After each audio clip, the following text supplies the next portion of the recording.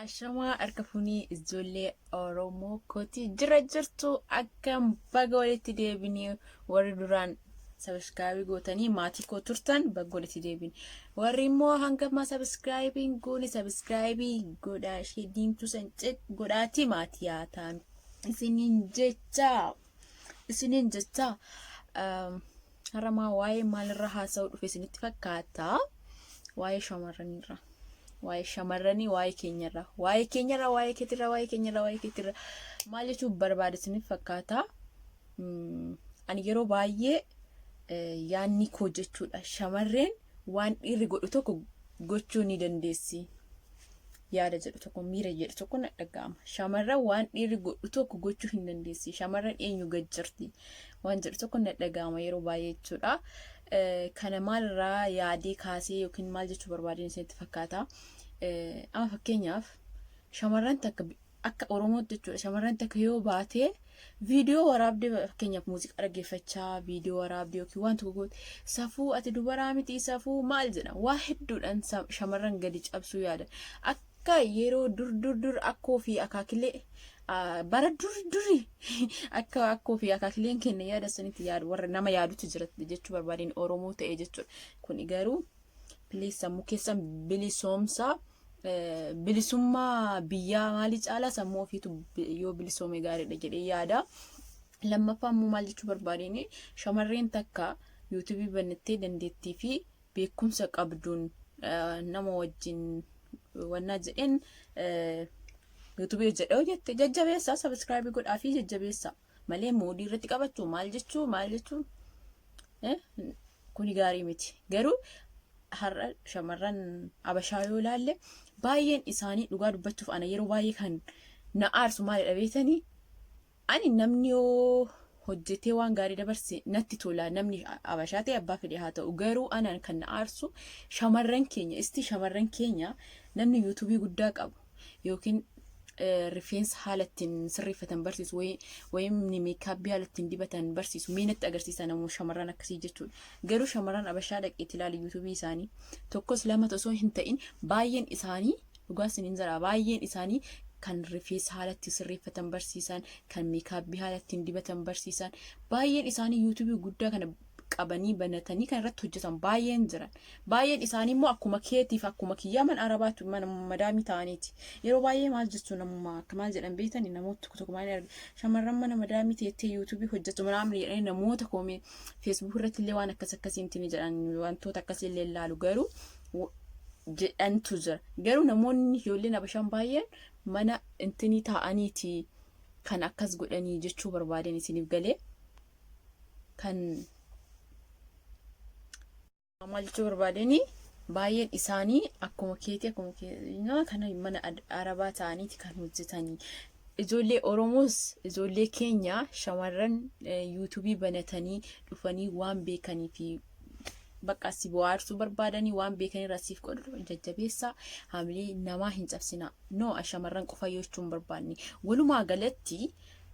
Na ajaa'iba yeroo tokko taa'eetiin maaliif garuu namni keenya akkasiin jedha dhugaa waaqayyo anaaf osoo hin ta'in an humaa miti an jechuun kii akka nama tokkotti ana fakkeenya bara dheeraayyuu feesbuuk irra jedhee taphachaa ture malee bu'aaf yookiin minaaminaa fi miti akka nama tokkotti jechuudhaan kan yuutuubii banadhee baqa miirri artii waa dubbachuu viidiyoo waraabuu duraanumarraa qabee keessa koo waan jiruudhaaf garuu dhuguma dubbachuuf ijoolleen tokko immoo hin jiran kan baay'ee waa barsiisuu danda'an koompitara bilbila kan kee haala ittiin fayyadamtu baqa waan haaraa jiru teekinooloojii ammaa kanaan wal qabatee waan haaraa jiru kan barsiisan ijoollee baay'eetu jira. Garuu ijoolleen sun osoo dandeettii fi cimina baay'ee qabanii sabiskaabii dhabuudhaan jechuun bakka hordoftoota dhabuudhaan baay'een isaanii kan duubatti deebi'an baay'eetu jira.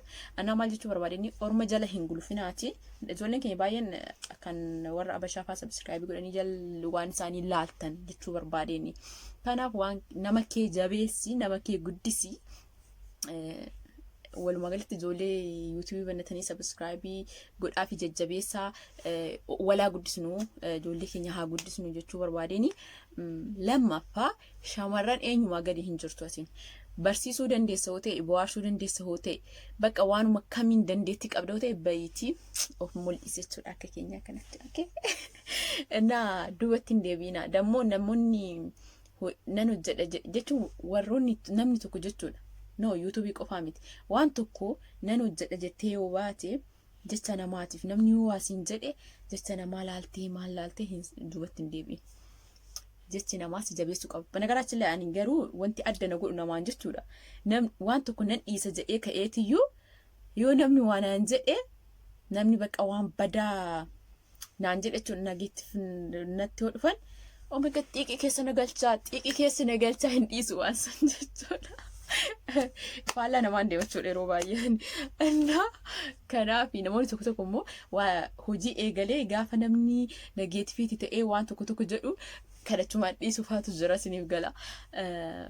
Jechuu barbaadeen garuu jechi namaa si jabeessuu qaba. Jechi namaa xiiqqeessi galchee ati yommuutu akka nama sanii caaltee yookiin akkasitti mul'achuu qabda jechuu barbaadeen. Namoonni yeroo waa hojjechuuf kaatanii namni sin sassakaala afaaniin jechuu barbaadeen. Kanumaafiyyuu jabaadha.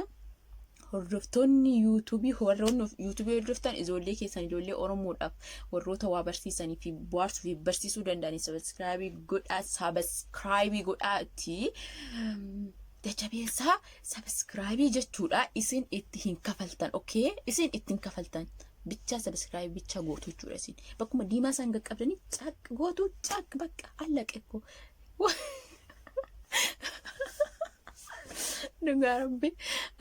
እና ከብራሞቹን ማላሰው ከብራ ሆማናሰው የሮ ብራ ቪዲዮ ብራት እንጀቹዳ ወልት ዴቢና ዋን ብራይቹ ዋናሰው ኦኬ እና ነገ ናፍቱራ ማቲኮ ተአ ሰብስክራይብ ጉዳቲ ማቲኮ ተአ አነ ቆፋ ሚቲ ጆሌ ገና ዩቲዩብ በነተኒ ዋን ገጋሪ ሆጅቻ ጅረኒፍ ፕሊዝ ሰብስክራይብ ጉዳ ijoollee Oromoo kan agartan bakka eebelsan hin jedhinaati subscribe akka gootaniif kabajaan isin gaafadha.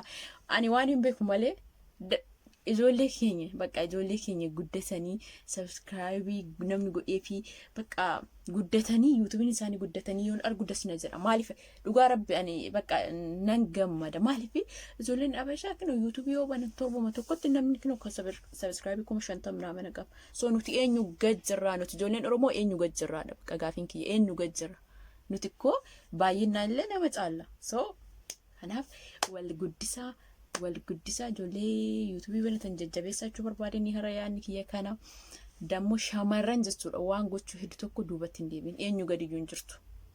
Eenyu gadiyyuu hin jiru nuti okay? Ana waan akkasinitti baay'een isin jaaladha ijoollee Oromoo kooti. Nagaan aftura viidiyoo biraatiin ammoo walitti deebina. Okay?